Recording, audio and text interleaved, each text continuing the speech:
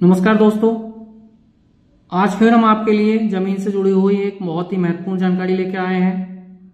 आज इस वीडियो में हम आपको लट्ठा या कट्ठा की सहायता से जमीन कैसे नापते हैं उसके बारे में जानकारी देने वाले हैं।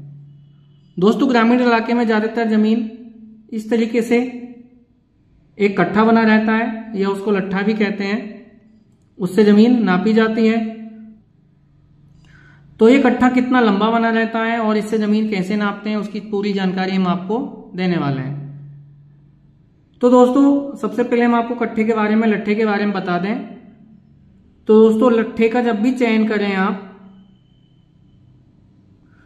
जब भी आप लट्ठा बनाएं तो बांस की लकड़ी का या किसी सीधी लकड़ी का बनाएं या किसी पाइप का यूज भी आप उसके रूप में कर सकते हैं। तो लट्ठे की लंबाई जो रहती है दोस्तों, वह 99 इंच रहती है।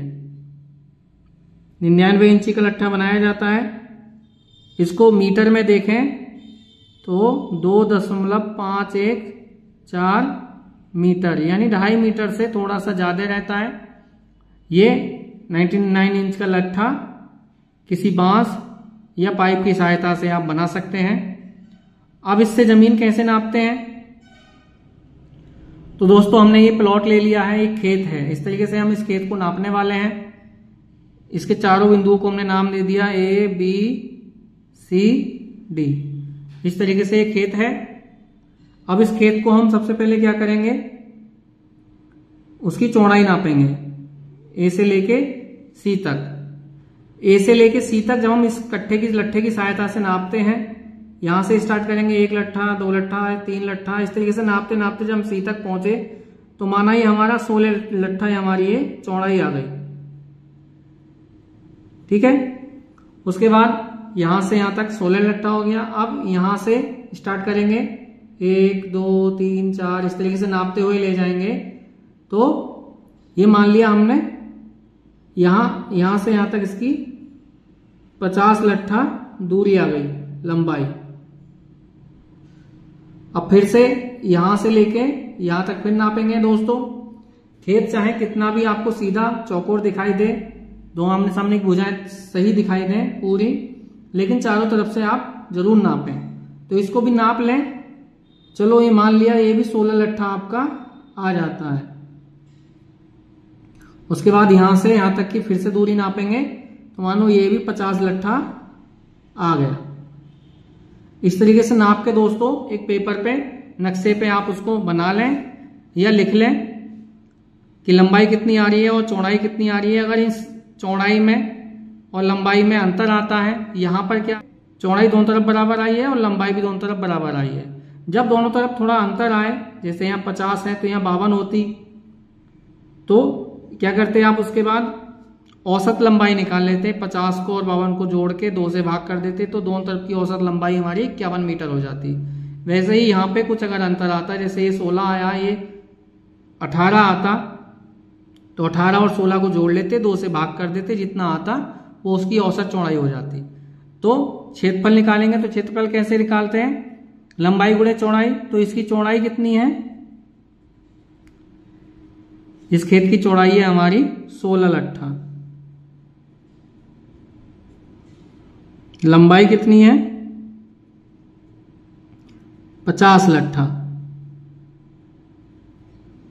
दोनों तरफ की बराबर है तो जो है हम वही लिख देंगे। अगर कुछ अंतर रहता तो यहाँ पे हम औसत लंबाई और औसत चौड़ाई, जैसे 50 और इधर अगर 52 आता तो 50 और 52 102 और 2 से भाग कर देंगे तो वो 51। तो हम यहाँ पे लंबाई उसकी 51 लिखते, लेकिन यहाँ पे अभी बराबर है तो बराबर लिखेंगे। और अगर कम बढ़ती है तो दोनों को जोड़ के औसत लंबाई और औसत चौड़ाई लिखेंगे।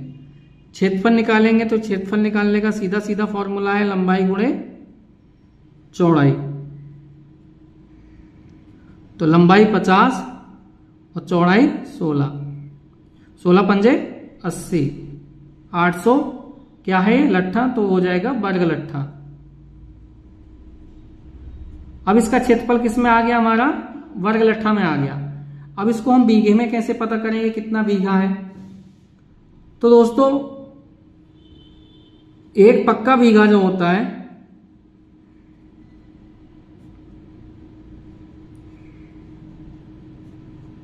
पक्का बीघा जो होता है वो 253 एयर या 0.253 हेक्टेयर का होता है।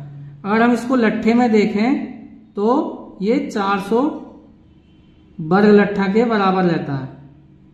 कितना? 400 वर्ग लट्ठा। और वहीं हम कच्चा बीघा देखें, कच्चा बीघा तो वो इसका आधा रहता है। आधा मतलब 1265 0.126 हेक्टेयर। और इसको हम वर्ग लट्ठे में देखेंगे तो ये हो जाएगा 200 वर्ग लट्ठा। ये कच्चा बीघा होता है 200 वर्ग लट्ठे का, पक्का बीघा होता है 400 वर्ग लट्ठा। और कहीं कहीं दोस्तों पश्चिमी उत्तर प्रदेश में देखें तो 100 वर्ग लट्ठा का भी बीघा होता है। एक बीघा कितने का? 100 वर्ग लट्ठे का भी, मतलब इसका भी आधा, कच्चा बीघे का भी एक, उससे भी आधा एक बीघा पश्चिमी उत्तर प्रदेश में माना जाता है, तो वो 100 वर्ग लट्ठे का होता है। अब यहां हम पक्का बीघा देखें, ये जमीन कितनी बनी? पक्का बीघा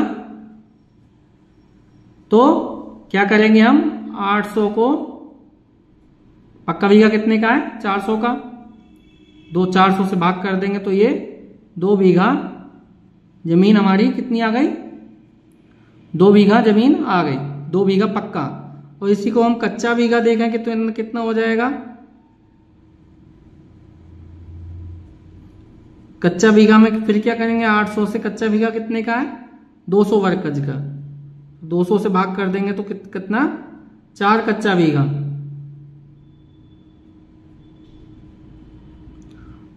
और पश्चिमी उत्तर प्रदेश जहां 100 वर्ग लट्ठे यानी कि 0.063 हेक्टेयर का बीघा चलता है, तो वहां कितने का हो जाए? कितना हो जाएगा? ये 8 बीघा जमीन हो जाएगी। कितने बीघा? 8 बीघा जमीन। तो ये पक्का बीघा कितना है? आप ये जमीन 2 बीघा पक्के है, 4 बीघा कच्चे हैं। पश्चिमी उत्तर प्रदेश के हिसाब से 8 बीघा जमीन है। तो दोस्तों इस तरीके से हम लट्ठे से जमीन नापते हैं। लट्ठा जब भी बनाए दोस्तों वह सीधी लकड़ी का बनाए। बांस की लकड़ी सबसे बेहतर रहेगी क्योंकि बांस की लकड़ी एकदम सीधी रहती है, और उसको धूप में या पानी में भी आप रख देंगे तो वो उस पर ज्यादा असर नहीं आएगा और लकड़ियां टेढ़ी मेढ़ी या गल सकती हैं। बांस की लकड़ी ज्यादा दिन चलेगी। तो जब भी लट्ठा बनाए तो बांस की लकड़ी का बनाए और उसको 99 इंच नाप कर बनाए। यहां से यहां तक उसको फीते की सहायता से 99 इंच नाप लें और उसको लट्ठा बना लें, और लट्ठे की सहायता से फिर आप इस तरीके से जमीन नाप लें। अब दोस्तों लट्ठे के बारे में हम और आपको जानकारी दे दें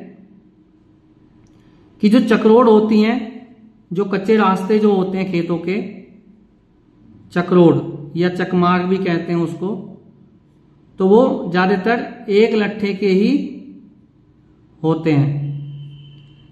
कितने के होते हैं? एक लट्ठे के जो चकरोड होते हैं खेतों के किनारे वो एक लट्ठे के होते हैं। अगर कोई लंबा सेक्टर मार्ग है तो वो 2 लट्ठे का होता है। तो दोस्तों ये भी जानकारी रखें कि आपके किनारे, खेत के किनारे जो चकरोड है वो ज्यादातर एक लट्ठे का होता है। अगर वो सेक्टर मार्ग है, कहीं लंबा है, तो वह 2 लट्ठे का होता है।